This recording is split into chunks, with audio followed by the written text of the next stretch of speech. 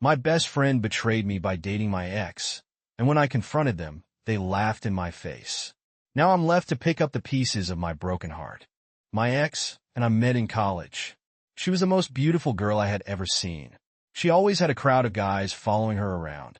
I had some classes with her but I never pursued her because, well, all the other guys.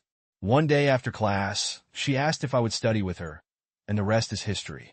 So we married, starting our careers in the same industry, different companies. A male-dominated industry. I found immediate success while she struggled. She changed jobs in the first year. She continued to struggle. In the third year, she became pregnant with our first son. She worked through the pregnancy.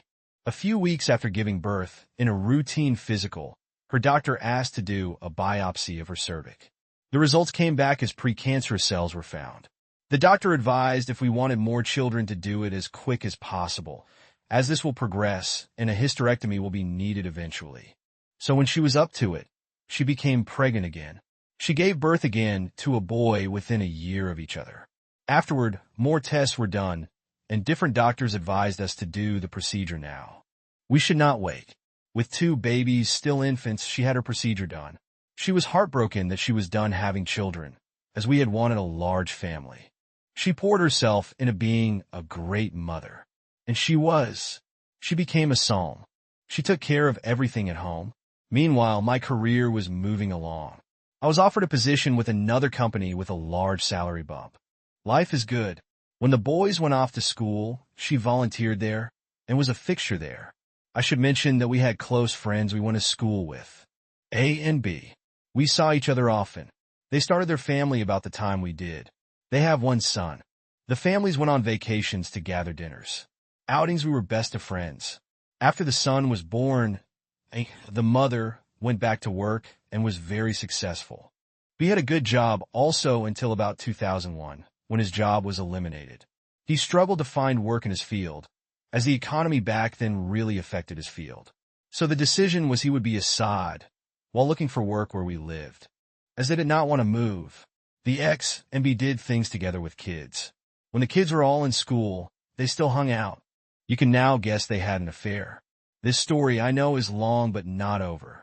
After about a year of this hot-ass ex in the morning, B asked my ex if she and I had ever talked about a threesome. It was all fantasy talk with us, as we were still having a great, if not slowing down, sexual relationship.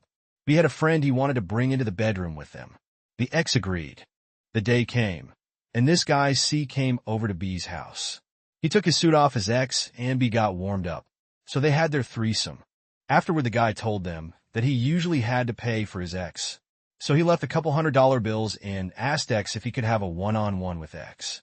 She told him she needed to think about that, and B would get back to him. Eventually, C recommended someone else, and a business was born. Eventually, B was re-employed and had to leave X on her own. She used a different cell phone. She rented out a storage unit and made it her closet office. She used the money to buy outfits her clientele requested. She even bought a car. She did not want her minivan spotted at a hotel. The guys had to pay for a room at a nice hotel. She kept the car at the I know of, though we would send the kids to different day camps during the summer. She claimed she tightened up our budget to pay for it. She only worked during school hours. She always picked the boys up at school. On a few rare occasions, B would pick them up and keep them until she got home. Our home life never suffered. I admit I was working a ton and moving up the ladder. The weekends were our family time. As X was generally on the weekends, I thought because of my work life this worked best. Most nights we would cuddle on the couch watching TV. Almost done. 2016 comes along. We have one son in college, the other is senior in high school. I get a call from B. X is in the hospital. He was vague, but said she was hurt badly. I rushed to the hospital. My wife is hooked to a bunch of machines. They have already cleaned her up and taken her for x-rays. She has a broken jaw, broken nose, fractured orbital bone, and possible concussion. She will make it, but there will be a long road ahead. A police officer was finishing up and left. I, of course, want to know what happened. She was crying, talking gibberish through her sobs, and pain medications. A nurse said I should let her rest. They were moving her to a room soon. She handed me a bag with her clothes. I looked in and asked if these were hers because she never wears heels and the dress was unfamiliar. The nurse said this is what they brought from the hotel room. So they pushed me out of the room. I called my sons to let them know. Later that night, when the fog of the drugs was wearing off, I got some of the story. She drifted off again. I had my youngest son sit in with her, and I called B. Why did he call me? How did he know before me? What's going on? So B came clean about what my wife was up to, leaving out the affair and his involvement. I was devastated. We eventually get her home after surgery on her jaw. The nose would wait. She convulsed at home. As she got stronger, I got the whole story. I called A and told her the affair and B is a pimp. She threw B out. As she got on her feet, I told her we were done. I asked her to move out. She moved in with B. I got the divorce rolling. I'm sitting here 5 years divorced. I still love her. It is as if she had died. The grief is unbearable. My boys know what she did. I have not spoken to her since she left. Update. I originally posted a few weeks ago. You can check my profile. I did not update, as there really was not anything to say. Until last night, I received a call from my oldest son, R, who was out of town for the holiday weekend. A friend called him to tell him his brother, S, had been in a motorcycle accident. He was with him, but did not see the accident as he was riding ahead. I rushed to the hospital ER. They were cleaning S and were sending him for x-rays. I was told to have a seat and the doctor would be out. A few minutes later, as I had my head leaning back and my eyes closed, I heard my name. I look up, and my ex is standing in the doorway. She asked for news. I said I was waiting. She asked if she could sit with me. I invited her to a seat near me. I have not seen her in 5 years since the divorce happened. I did not know what to expect. I assumed that she would be disfigured from her beating. She was not all, though her face was not as flawless as I remember. The one thing I did see was that her eyes no longer sparkled. This was a feature I never got enough of. Even with a mask on, her eyes did not look the same. Funny what you noticed. When she smiled, her face used to just light up. I imagine she just has a resting bee face now. Anyway, while waiting, we had a nervous catch-up talk. She mentioned she liked the landscaping I did, and how the plants now mature really look nice. This tells me she has been by the house where I have no idea where she lives, and my sons were told never to mention her to me. During and after the divorce, I tried to purge any remembrance of her. I replaced the bushes in the yard, as it was something she had planned and planted. I did not mention that the inside of the house was redone also. I even ripped out a wall. I had a construction dumpster in the driveway for many months.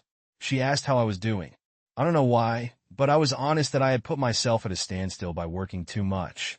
However, I recently went to a therapist and joined a gym. I also have taken up bike riding. She volunteered that she no longer. Just left it there unsaid. She stayed with B for a couple months. She also was seeing a counselor who encouraged her to take some college courses in her degree field. That took a couple years. She is now employed full-time. She said she has dated minimally, leaving the statement open for me to answer. I figured the boys were keeping her up to date on me, so I had nothing to add. The doctor appeared and discussed the extent of injuries. The most serious was to his foot and ankle pinned under the bike when it went down. They had scheduled him for surgery today. Everything is good. He just needs to heal and rehab. So he will be in until at least tomorrow, depending on his head injury. A slight concussion. I offer my house to stay as I have the room and can work from home. We will finalize that today, although that means his mother will want to visit. That will be a healing process for me. Update. My son is healing well. He still has a way to go. We have decided he will stay here while consulting. He wants to go back to work next week. His boss is setting up something so he can work from home. I barely get him in the back seat of my SUV, as he has to stretch out. It would be a nightmare driving him to work and back every day. Everyone has been asking about the ex coming over. I leave when she comes. I go to the gym or a bike ride. My oldest son has tried to have a sit-down dinner with the 4 of us, but I shut it down. She has been very gracious. She has not tried to force anything. She comes over and sits with our son. She will cook dinner for them. She brings groceries when she does cook. Sometimes his friends come over, and it gets a bit rowdy for me, but he forgets about his problem when there are visitors. To say we never talk would be untrue. Our conversations do not stray from our sons or their lives. Update. This will be my last update. My son is healing nicely, the doctor says. He has a way to go with physical therapy. He's hobbling around, still at my house. Working from home, I have returned to the office to give him some space. Now the ex has started what many of you have said. She is doing little things around the house. My son is not all that tidy, so she is cleaning after him, doing his dishes. She will make a meal for him, and always leaves a plate for me. I tell my son that could be his lunch the next day. She asked me the other night if I would be interested in going out to dinner tonight, as my son has some friends coming over. I told her no. A little later she mentioned us getting a meal just to clear the air. Again, I told her no. I finally said, "We ended long ago because of your actions." It took me a long time to get over what was lost. I do not intend to revisit a relationship with you. She said okay. She understood where we stood. I did say I did not have a problem with her coming over to visit our son until he gets back to his place. I thanked her for cleaning up, but it's not necessary. Thank you all for the encouragement and kind words. But I will make it through this. My heart is hardened. Second story. My wife cheated on me with her friend while we were dating and recorded their intimacy. She now claims she did it to make sure I'm serious about our relationship, now accusing me of being stuck in the past. So I divorced her. I'm holed up in my room in a ski chalet, while everyone else in our group is still in the village. I'm a little drunk and feeling extremely ed up about this situation right now. My wife Suzanne and I met online 4 years ago.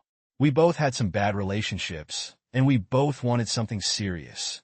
Early on, she told me that she was tired of guys bailing after the relationship turned physical, and that she wanted to wait on that front, which I was not just okay with but thought was smart. My most successful relationship before her was with someone where we waited a few months, and I appreciated getting to build a friendship to see if we clicked on an emotional level. Susan also told me that she understood if I still wanted to date around during that time, and didn't expect me to be exclusive until we both explicitly agreed on it. I told her that I wasn't one to try and fight a war on two fronts. I was serious about making it work with one person. Now, up until last night, I thought that she'd felt the same. She never once mentioned seeing other people while we were dating, and based on the way she talked about wanting to build an emotional connection, I assumed dumbly, I guess, that she was only seeing me. We're on this trip with 3 other couples and her friend, Josh. I've always liked him. He and I have had some long convos smoking weed and talking about life and work. We were both in tech. I've always gotten the vibe that he's a kind, caring person who goes out of his way to help his friends. He's a big advocate for people doing therapy and talks openly about what he's working on. This is where it gets upsetting for me. Last night we got back from skiing, and we were all exhausted. I went downstairs to start chopping veggies to help another of the couples cook the group dinner. Suzanne took a shower, and I chopped and chatted for like 30 minutes.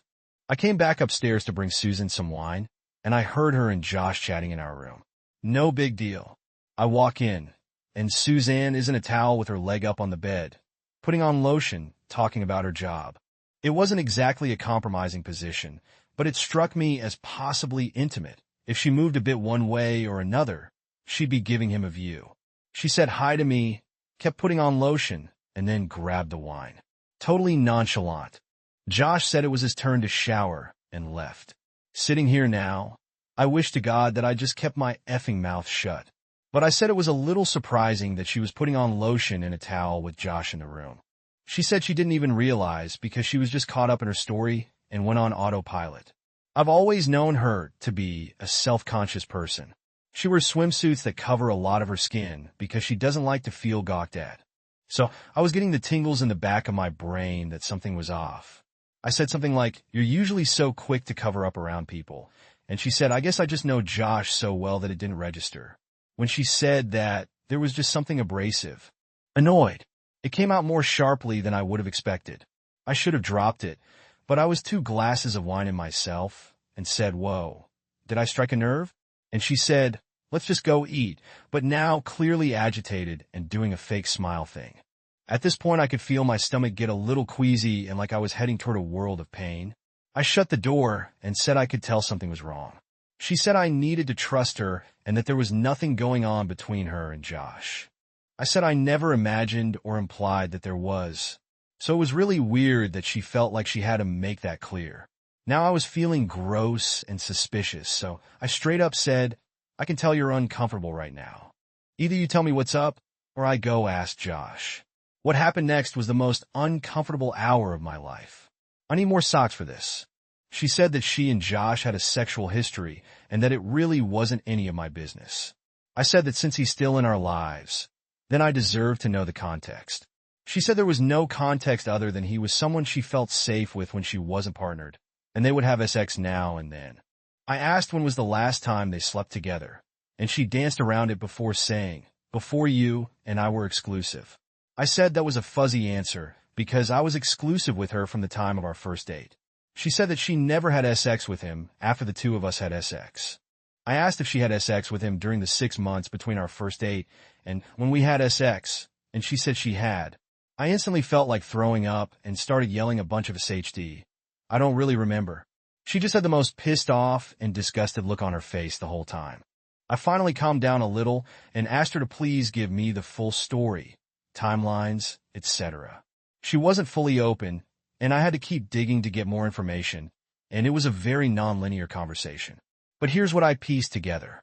About 10 years ago, Suzanne's friend Rose, now 40F, also on this trip with us, had gotten out a string of short, disappointing relationships.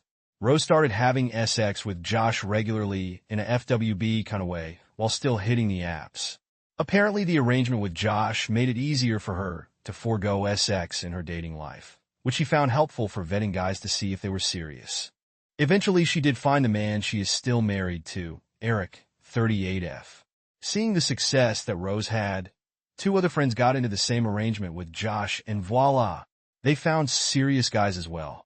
A modern effing miracle. How about that? Suzanne said she talked to Josh about giving it a try, and he was super good about boundaries and making sure the focus was on her finding a long-term partner, and even gave her advice about guys she was seeing. I said, so you would go on dates with me, I'd drop you off, give you a kiss on the cheek, you go F Josh, and then talk about our relationship? She said that was a crass way of putting it, and that he was so supportive and made it easier for her and me to focus on